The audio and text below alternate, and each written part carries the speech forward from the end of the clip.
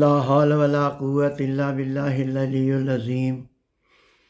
اعوذ باللہ من الشیطان الرجیم۔ بسم اللہ الرحمن الرحیم۔ الحمد للہ رب العالمین، والصلاة والسلام علی سید الانبیاء والمرسلین وآلہ الطیبین الطاہرین المعصومین۔ اما بعد، فقد قال اللہ تبارک و تعالی فی کتابہ المبین وہو اصدق الصادقین۔ بسم اللہ الرحمن الرحیم۔ ولا نبلونکم بشیء من الخوف والجوع ونقص من الاموال والانفس والثمرات وبشر الصابرین الذین اذا اصابتهم مصیبۃ قالوا انا للہ وانا الیہ راجعون اولئک علیہم صلوات من ربہم ورحمۃ واولئک هم المہتدون۔ اللہم صلی علی محمد وآل محمد۔ میں نے آپ کے سامنے سورہ بقر کی آیت نمبر 155، 56 اور 157 کی تلاوت کا شرف حاصل کیا ہے۔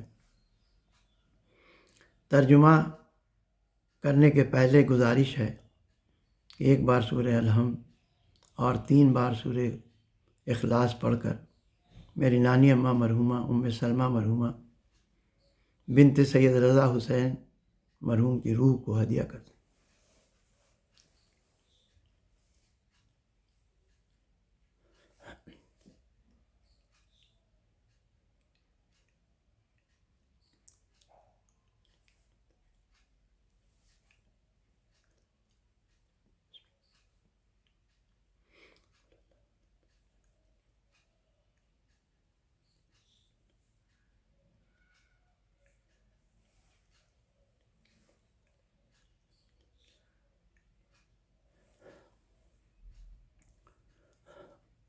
اللہم صلی علی محمد وآل محمد۔ بسم اللہ الرحمن الرحیم۔ ولا نبلونکم بشیء، میں تمہاری آزمائش کروں گا کچھ چیزوں میں، من الخوف والجوع، خوف سے آزمائش کروں گا اور بھوک سے آزمائش کروں گا، ونقص من الاموال والانفس والثمرات، مال کی کمی سے، مال تمہارا ضائع ہو سکتا ہے، تمہاری جان ضائع ہو سکتی ہے، والثمرات، ثمرات کا ترجمہ علماء نے اولاد سے کیا ہے۔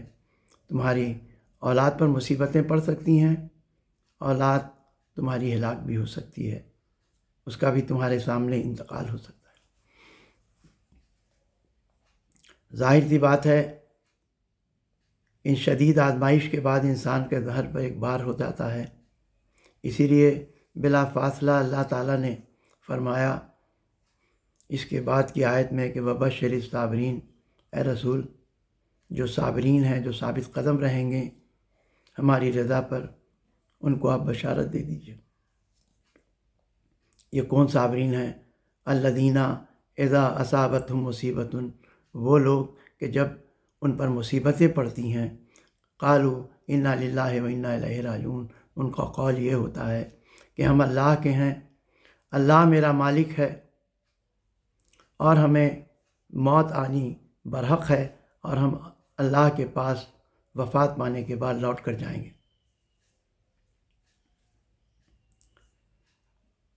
یہاں پر 2 سوال اٹھتے ہیں۔ یہ آیہ کریمہ یہ ایک بہت ہی وسیع موضوع ہے جس کے 1-2 جز کی آپ کے سامنے وضاحت کرنی ہے کہ اللہ تعالیٰ کی اور بھی مخلوقات ہیں، انسان کو ہی اللہ تعالیٰ محل آزمائش میں کیوں لاتا ہے، اور دوسری بات یہ کہ اس آزمائش سے اللہ تعالیٰ کیا جاننا چاہتا ہے، اس کا فلسفہ کیا ہے۔ پہلی بات یہ ہے کہ جتنی بھی مخلوقات ہیں اللہ نے جس کو بھی پیدا کیا، اس میں انسانوں کا امتیاز یہ ہے کہ اسے معصیت اور اطاعت کے دوراہے پر پیدا کیا گیا ہے۔ اس میں 2 طرح کی قوتیں اللہ تعالیٰ نے دی ہیں۔ کچھ تو قوتیں اس کی ایسی ہیں جو کہ پست قوتیں ہیں، اور کچھ بلند قوتیں ہیں۔ پست قوتوں میں شہوانی قوتیں ہیں، یعنی شہوت، ہر قسم کی خواہشات۔ حیوانی قوتیں ہیں، درندگی ہے، قوت غضب ہے، لوگوں پر ظلم کرنا ہے۔ اور دوسری طرف ملکوتی قوتیں ہیں، عفت ہے، پاک دامنی ہے، شجاعت ہے، انسانی ہمدردی کا جذبہ ہے، سخاوت ہے، بہت ساری۔ انسان ان دو قوتوں کے بیچ میں اپنی زندگی گزارتا ہے۔ اس لیے اگر وہ اللہ کی رضا پر چلتا رہے، جو اللہ کا قانون الہی ہے اس پر چلتا رہے، تو اس کا مطلب یہ ہے کہ وہ ان منفی قوتوں کے خلاف مستقل جہاد کر رہا ہے، جبکہ یہ چیزیں اور کسی مخلوقات کے ساتھ نہیں ہیں۔ یہاں تک کہ خود ملائکہ بھی، مقربین بھی، جو ان کی پیدائش ہے، وہ اللہ کے اطاعت پر پیدا کیے گئے ہیں، ان کو معصیت سے کوئی سروکار نہیں ہے۔ ان میں قوت غضب یا شہوانی قوتیں یا جو بھی منفی قوتیں ہیں وہ سب عطا نہیں کی گئی ہیں۔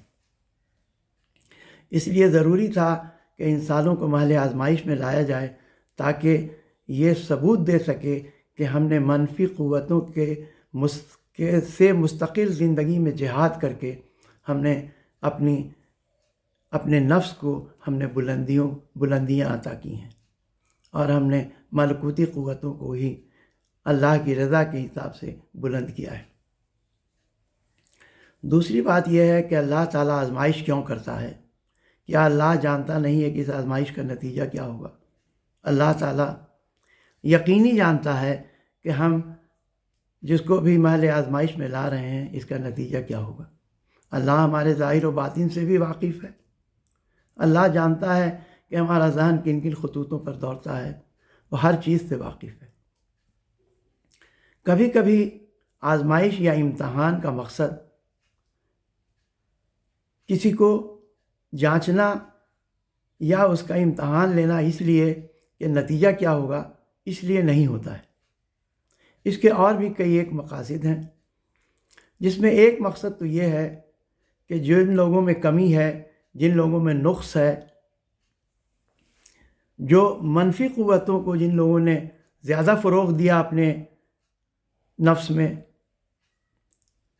تو اللہ تعالیٰ آزمائش میں ڈال کر کے ان کو ان کے نقائص سے آگاہ کرتا ہے کہ دیکھو یہ تم میں نقص تھا، تمہارے میں یہ کمی تھی، اور جب ہم نے تم کو دنیا میں اپنا قانون بھیجا تو تم نے کہاں کہاں پر غلطیاں کی ہیں۔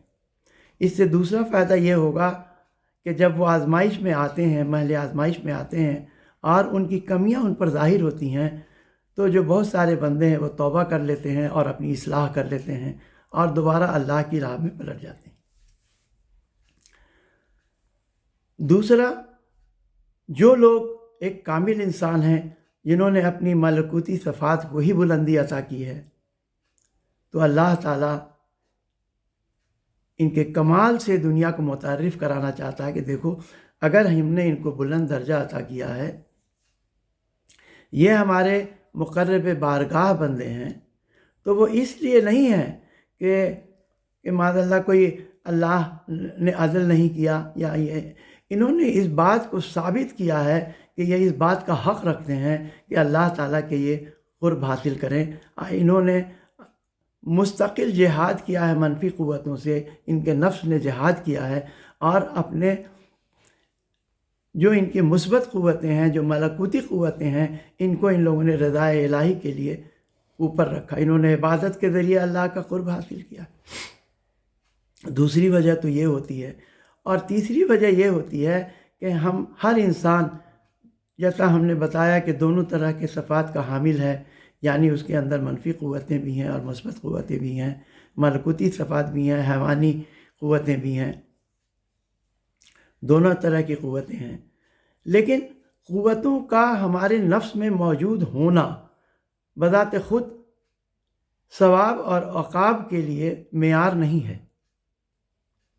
جب تک کہ یہ جو قوتیں موجود ہیں یہ ظاہری طور پر عمل میں نہ آ جائیں، جب تک عمل اس سے نہیں ہو۔ مثال کے طور پر سمجھاتے ہیں، کوئی شخص ہے جو کہ فطرتاً ظالم ہے، اس کی فطرت میں، اس کے نفس میں ظلم ہے، لیکن جب تک وہ کسی پر ظلم نہیں کرتا ہے تب تک وہ عذاب کا مستحق نہیں ہوتا ہے۔ اسی طرح اس کے اگر مقابلے میں دیکھیے تو کوئی شخص ہے جو کہ بہت سخی ہے، اس کے نفس میں سخاوت بہت زیادہ ہے، لیکن جب تک وہ اس کو عمل میں نہیں لاتا ہے، کوئی ایسا محتاج آ جائے اس کی احتیاج پورا کرنے میں وہ اپنی بھی ضرورتیں نہ دیکھیں اور اس کی یہ کرے اور اس کی ضرورتوں کو پورا کرے، تو اس کو کہیں گے کہ اس نے سخاوت کیا ہے۔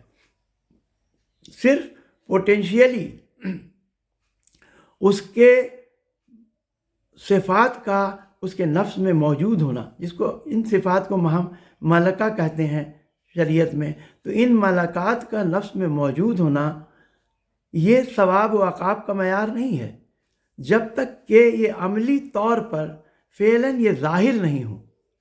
اس کو شریعت میں کہا جاتا ہے قوت سے فعل تک آنے کا عمل۔ اسی لیے آپ دیکھیں ہمارے ائمہ، ان کا کسی کا لقب، آج جناب موسیٰ کاظم علیہ السلام کی شہادت ہے، ان کو کاظم کہا جاتا ہے۔ کیوں؟ ان کے سامنے ایسے ایسے اسباب آتے گئے کہ ان کو غصہ آنا چاہیے تھا، لیکن وہ غصہ پیتے چلے گئے۔ رسول خدا ایسا نہیں ہے، وہ سارے صفات حمیدہ کے حامل تھے، لیکن دو صفات ایسی نمایاں ہوئیں جیسے امین اور صادق، کہ ان کا لقب ہی امین اور صادق پڑ گیا۔ تو ہر انسان کو وہ مواقع، سارے مواقع نہیں ملتے ہیں۔ اللہ تعالیٰ محل آزمائش کے لیے اسباب پیدا کرتا ہے۔ اگر کسی کو فخر و فاقہ کا، اگر اس کو صبر کا امتحان لینا ہے تو اس کے لیے فخر و فاقہ کا آنا ضروری ہے۔ اگر کسی کے لیے شکریہ کا امتحان لینا ہے تو اس کے لیے نعمتوں کا آنا ضروری ہے۔ کسی کا میدان جنگ میں ثابت قدمی کا اگر امتحان لینا ہے تو میدان جنگ میں سختی کا آنا ضروری ہے۔ عموماً لوگوں کے ذہن میں یہ آتا ہے کہ اگر اللہ تعالیٰ نے کسی کو بہت زیادہ رزق دے دیا، بہت ساری نعمتیں دے دی، تو یہ اللہ کا مقرب بندہ ہے، اور جس کو مصیبتیں ہیں، جو فقر و فاقہ میں زندگی گزار رہا ہے، وہ اللہ کا مغضوب بندہ ہے، اللہ کا اس پر غضب ہے یا ناپسندیدہ بندہ ہے۔ ایسی بات نہیں ہے۔ یہ ساری چیزیں یہ اسباب ہیں آزمائش کے۔ حقیقتاً اللہ کی رضا یا اللہ کی نارضا اس پر منحصر کرتی ہے کہ جب اللہ تعالیٰ نے ہمیں فخر و فاقہ میں رکھا ہے تو ہم ثابت قدم رہے ہیں کہ نہیں رہے ہیں۔ اللہ تعالیٰ نے ہمیں نعمتیں ادا کی ہیں تو ہم نے شکریہ ادا کیا ہے، ہم نے لوگوں کے حقوق ان تک پہنچائے ہیں کہ نہیں پہنچائے ہیں۔ تو یہ سب اگر اسباب ہیں تب تو ہم نے اللہ تعالیٰ کے حکم کیا ہے، اور اگر کیا ہے، ورنہ اللہ تعالیٰ کی رضا اور نارضا اس پر منحصر ہے کہ نعمتیں ملنے کے بعد یا فخر و فاقہ میں رہنے کے بعد ہمارا خود طرز عمل کیا رہا ہے۔ ہم نے اللہ کے رضا کے مطابق زندگی گزاری ہے، ہم فخر و فاقہ میں ثابت قدم رہے ہیں، یا نعمتیں ملی ہیں تو ہم نے عدل سے کام لیا ہے، لوگوں کے حقوق تک ان لوگوں تک پہنچائے ہیں، یا جو اللہ تعالیٰ نے ہم سے چاہا تھا ہم نے ان ساری چیزوں کو پورا کیا ہے۔ تو جب تک وہ ملکات یا وہ خصوصیات جو ہمارے نفس میں ہیں، جب تک اللہ تعالیٰ اسباب آزمائش کے پیدا نہیں کرے گا وہ ظاہر نہیں ہوں گی۔ اگر ہم کو سخاوت دکھانا ہے تو سائل کا میرے دروازے پر آنا ضروری ہے۔ اب مثال کے طور پر جنگ بدر ہوئی، اسلام کی پہلی جنگ ہے، آپ جانتے ہیں۔ مسلمان بہت کم تھے، ان کے پاس تعداد میں بھی کم تھے، اسلحے بھی نہیں تھے ان کے پاس۔ اللہ تعالیٰ نے فرشتوں سے مدد کر دی، انہیں کامیابی نصیب ہو گئی۔ اب ہر کو کہنے کا حق ہے کہ میں نے بڑا نمایاں کارنامہ انجام دیا کہ ہم لوگوں نے کافروں کی اتنی تعداد پر ہم لوگوں نے فتح حاصل کر لیا۔ اس لیے ضروری ہے کہ اور جنگ جو ہو تو اللہ اب آزمائش میں ڈال کے دیکھ لے کہ واقعی یہ ثابت قدم بھی ہیں یا ان کا دعویٰ صرف دعویٰ ہی ہے۔ دوسری جنگ احد ہوئی۔ جنگ احد جب ہوئی تو اس میں اللہ تعالیٰ نے ایسے اسباب پیدا کیے کہ جنگ کی سختی بڑھتی گئی۔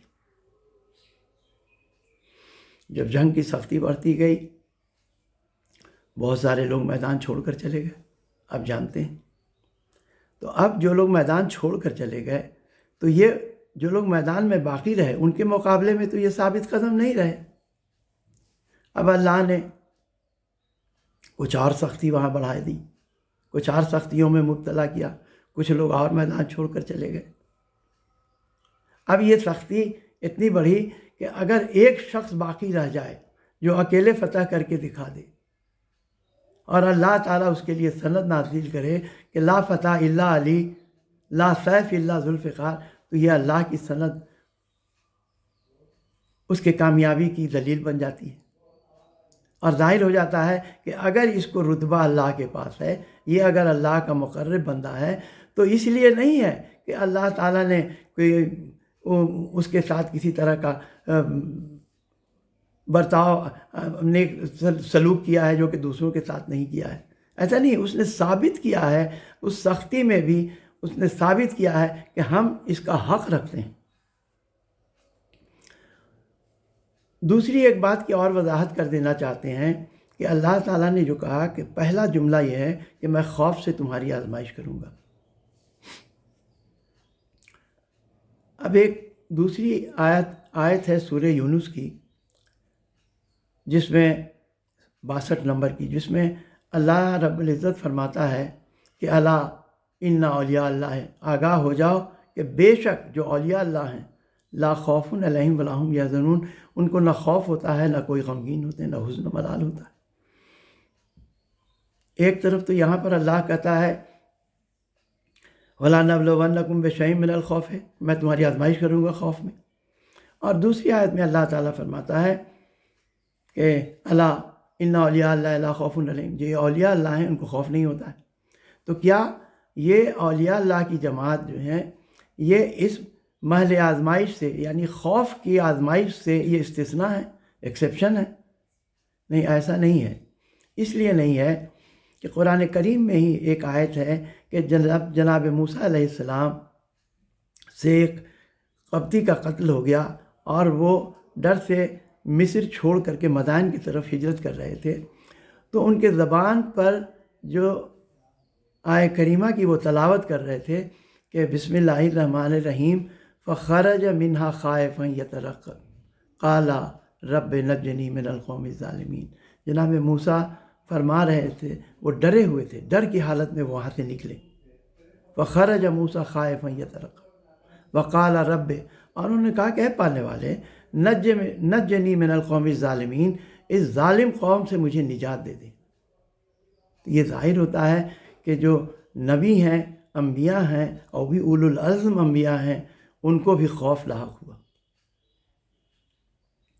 اس کا مطلب ہے کہ جس خوف کی بات ہو رہی ہے یہاں پر، یہ دنیاوی خوف، یہ ایک دوسری چیز ہے، اور جہاں پر اللہ فرماتا ہے کہ الا ان اولیاء اللہ لا خوف علیہم ولا هم یحزنون، اس خوف کا عنوان دوسرا ہے۔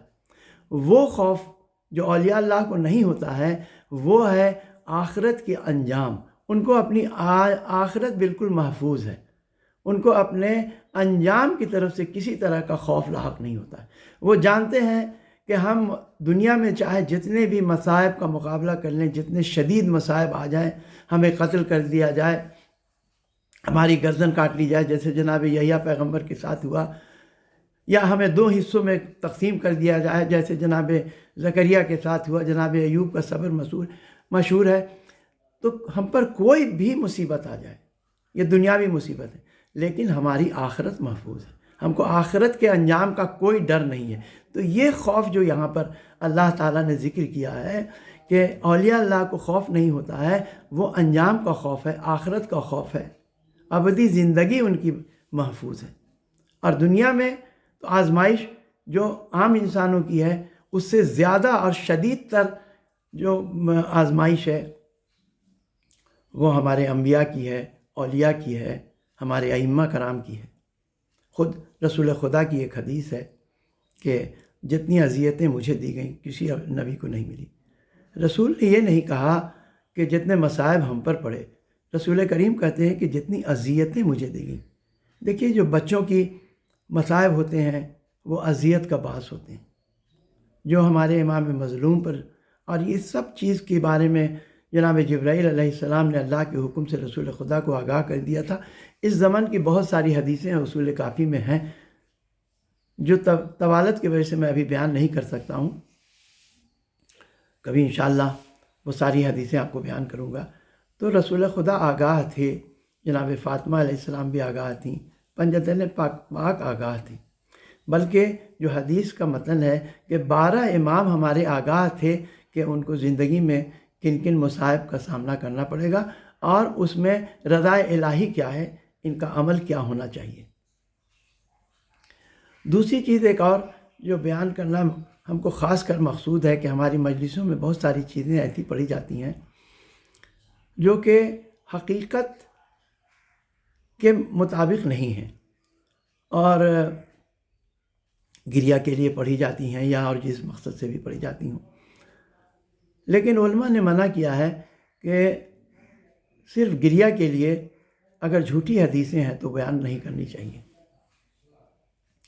جیسے ایک حدیث جو کہ آقائے دربندی نے اپنی کتاب اسرار الشہادہ میں نقل کیا ہے کہ ایک شخص تھا، وہ گیا کہ اس شخص نے کہا کہ میرے دادا ان کو مدینے بھیجا گیا تھا کہ جا کر کے امام حسین علیہ السلام کو یہاں کوفہ آنے کی دعوت دو، تو ہم آئے، تو ہم نے سوچا کہ چل کر دیکھیں کہ لوگ جب جناب امام حسین السلام مدینے سے نکل رہے ہیں تو کیا کیفیت ہے۔ تو جب وہ وہاں آیا تو اس نے دیکھا کہ سواریاں تیار ہیں، اونٹوں پر حریر و دیبا کے پردے لٹک رہے ہیں اور ایک ایک اہل بیت زنان اہل بیت آتی جاتی ہیں، اور کوئی ان کے بیٹے ہیں، یا خود حضرت عباس علمبردار کے لیے بھی کہا گیا کہ جناب زینب صلوات اللہ علیہ کو انہوں نے سوار کرایا اونٹ پر۔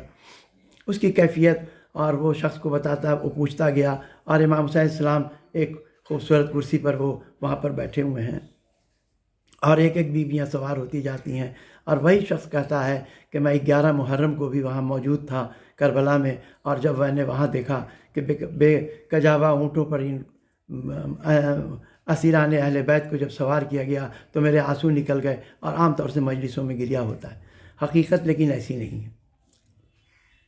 پہلی بات یہ ہے کہ مدینے میں کوئی قاصد آیا بھی نہیں ہے، جتنے بھی قاصد کوفہ سے آئے وہ مکہ میں آئے۔ دوسری بات کہ آقائے دربندی نے جو اس روایت کو نقل کیا ہے اسرار الشہادہ میں، اس کی کوئی سند نہیں ہے۔ انہوں نے لکھا کہ ہمارے ایک شاگرد نے یہ بیان کیا کہ اس کا کوئی دادا اس نے بیان کیا۔ تیسری بات یہ ہے کہ جو اس نے کیفیت بیان کی ہے کہ حریر و دیبا کے پردے لٹے، دیکھیے اہل بیت کی یہ کبھی بھی سنت نہیں رہی، ان کی زندگی بہت ہی سادہ زندگی تھی اور تجھ کو احتشام ان کی زندگی میں نہیں تھا، اس لیے ان کے زندگی ان کے گزارنے کے مطابقت سے یہ چیزیں جو روایتیں کی گئی ہیں وہ بالکل اس کے خلاف ہیں۔ پہلی بات یہ ہو گئی کہ اس کی کوئی سند نہیں ہے۔ تیسری بات یہ ہے کہ امام حسین خود وہاں بیٹھے ہوئے ہیں اور ایک شخص بتاتا جا رہا ہے کہ یہ فلاں جناب زینب صلوات اللہ علیہ کی سواری ہے، یہ جناب ام البنین ہے۔ کیا ایک غیر شخص ان لوگوں کو دیکھ سکتا ہے اور لوگ ان کو وہاں پر تعارف کرا سکتے ہیں اور امام حسین وہاں بیٹھے رہیں گے؟ یہ سب بالکل ہی غلط بات ہے۔ ارباب ادا، یہ ساری چیزیں، یہ روایتیں میرا اپنا سوچنا ہے کہ ہمیں مجلسوں میں نہیں پڑھنی چاہیے۔ شیخ مفید نے اپنی کتاب ارشاد میں لکھا ہے کہ جب جناب امام حسین علیہ السلام مدینہ سے نکل رہے تھے تو وہ بھی اسی آیہ کریمہ کی تلاوت کر رہے تھے کہ فخرج منہا خائفا یترقب قال رب نجنی من القوم الظالمین، پالنے والے مجھے اس ظالم قوم سے نجات دلا دے۔ اس کا مطلب ہے کہ امام حسین علیہ السلام بھی جو مدینہ سے چلے ہیں تو وہ خائف حالت میں چلے، بہت خوف کی حالت میں چلے۔ ایک بات تو ضرور ہے کہ کچھ لوگوں نے ان سے کہا کہ آپ تاریکی میں کیوں نہیں جاتے ہیں اور غیر معروف راستوں سے کیوں نہیں جاتے ہیں، تو امام حسین علیہ السلام نے فرمایا کہ میں شاہراہ سے ہی جاؤں گا اور دن میں جاؤں گا یہاں تک کہ اللہ اپنا فیصلہ ظاہر کر دے۔